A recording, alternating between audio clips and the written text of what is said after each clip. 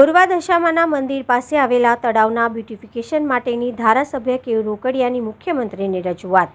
Smart city અંતર્ગત અન્ય તળાવોની જેમ વોર્ડ નંબર 11 સમાવિષ્ટ ગોરવા તળાવના બ્યુટિફિકેશન માટેની ધારાસભ્ય કેયુર રોકડિયાએ મુખ્યમંત્રીને રજૂઆત કરી હતી।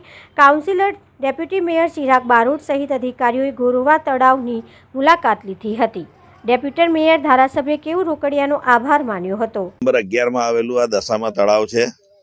અમારો પોતાનો આ કોર્પોરેટર તરીકેનો વિસ્તાર છે અને અમે જ્યારથી ચૂંટાઈને આવ્યા ત્યારથી વિસ્તારના નાગરિકોની માગણી હતી કે ભાઈ અહીંયા આગળ સાફ સફાઈ થાય, ચોખ્ખાઈ થાય અને આ તળાવનું બ્યુટિફિકેશન થાય।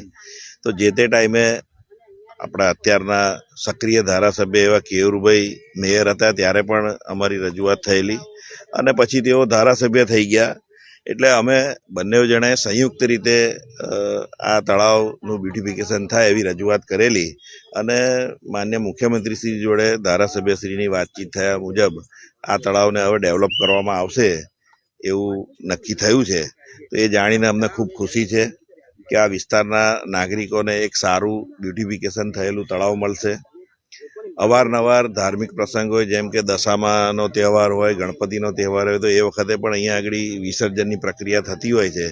તો એમાં પણ આ તળાવના બ્યુટિફિકેશનની સાથે સાથે સુવિધા પણ ઊભી થાય કે જેથી કરીને વિસર્જન પણ સારી રીતે કરી શકીએ।